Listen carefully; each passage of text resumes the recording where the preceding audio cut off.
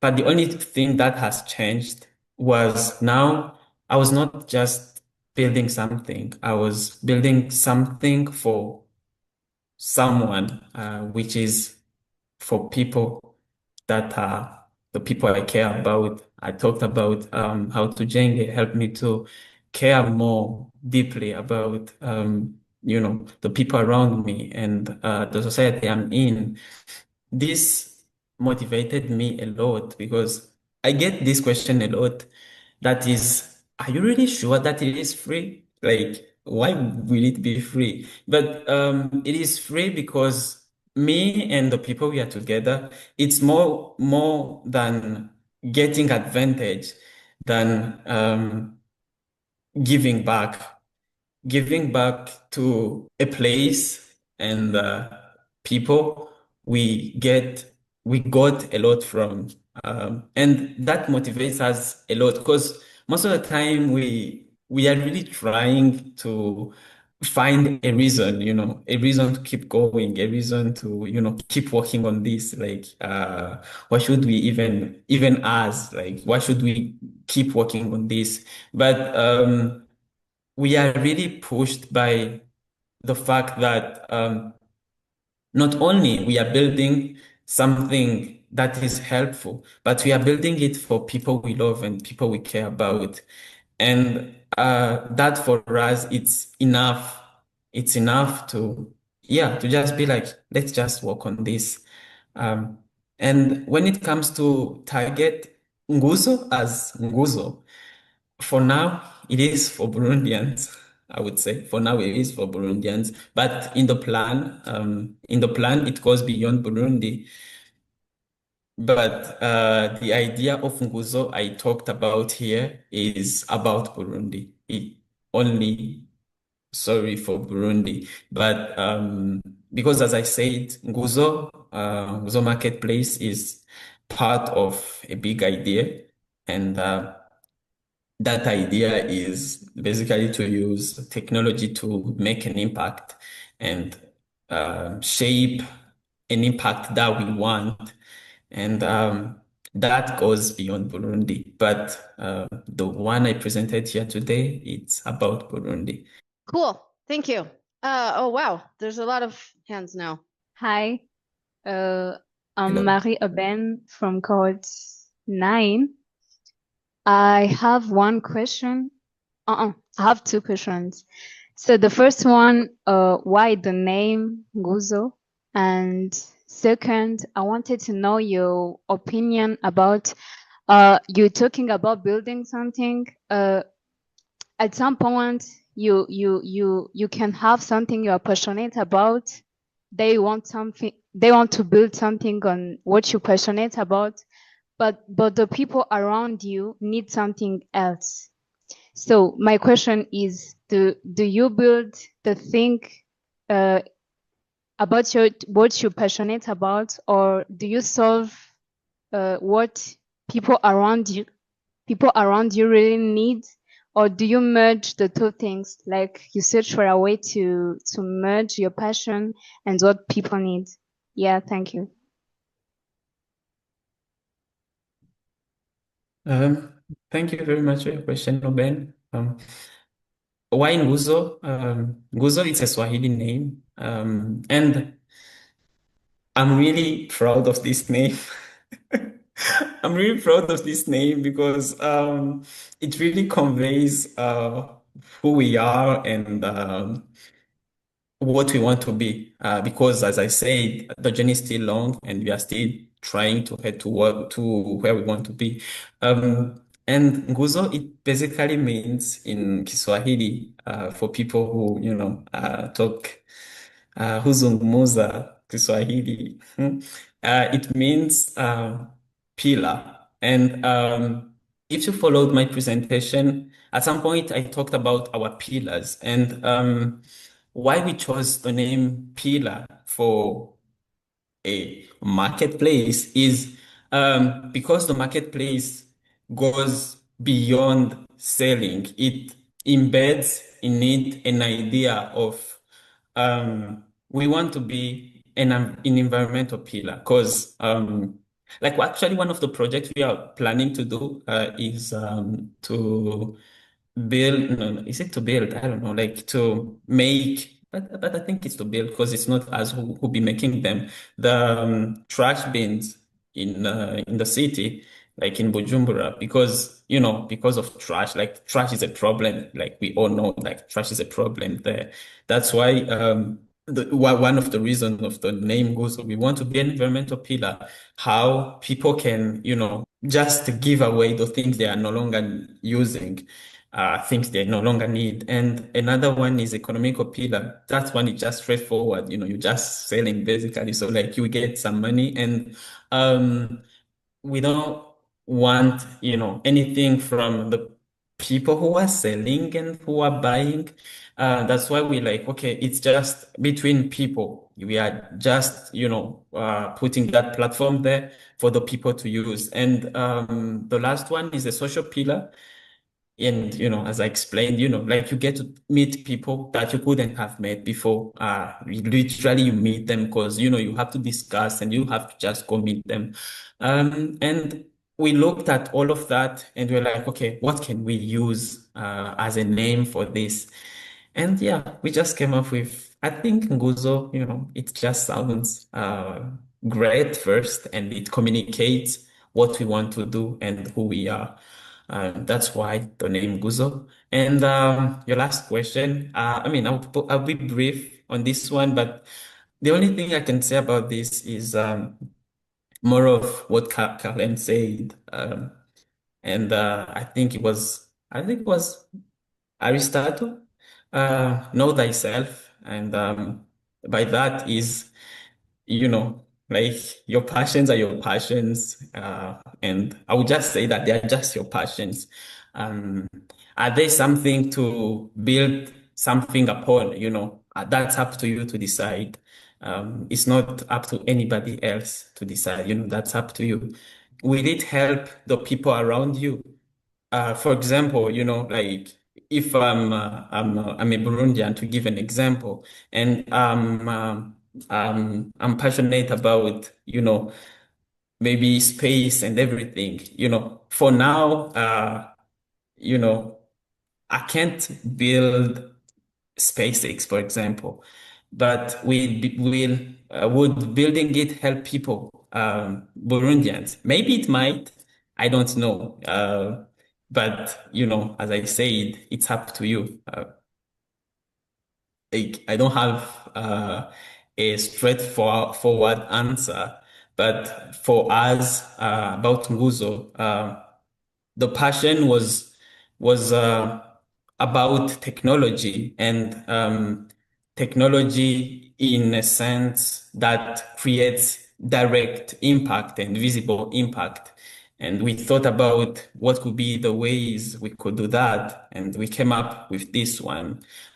Is it the most efficient thing? Is it the most efficient way to use passion and merge it with the problem that exists and create an impact? Thank you. Eric from cohort 7, why don't you go ahead? Oh, can you Nice see me? hat. Oh, thank you. Yeah. Okay, yeah. I just wanted to ask like a quick question. First of all, that was a great presentation so far, and it's a great project initiative, and I can't wait to see how it will impact so many people.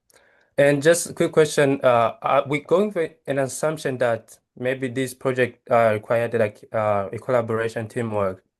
I just wanted to ask Don Kelly, maybe if there's a lesson that he has got from like teamwork and collaboration, that kind of like has given him like a different view or angle about leadership and just collaboration in general. Thank you. Thank you for this question, man. Well, um, teamwork is tough. Teamwork is tough. Like it's tough to master it. Not that it's tough in nature, but to master it. Because what I got to learn was, most of the time we assume that people understand what we mean or understand what we have in mind. like it's much more easier for us to just sit in our corner and, just do something. I mean, some of us, we've experienced that maybe, like you've got an assignment, you've got something to do. Like, it's just much more easier to just sit in your corner and, just tap something and you just write something and then you are done in, I don't know, one day, something like that. But now, you've got something and you are working on something together with other people.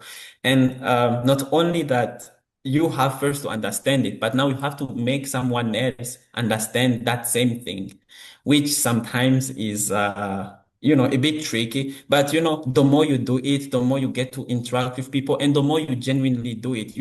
Most of the time when we are talking with people, sometimes we talk to convince them than talking to, have a discussion and get to understand also their point of view, which really helps when you are trying to build something because you share ideas and you share perspectives. And you can only get something out of it if you are willing enough to come to the level of the other person and, try to understand them. I would think that that is the thing I learned out like from working in group with, it's not a big group, but the even if we have few, like it was a bit challenging in the beginning, like for all of us.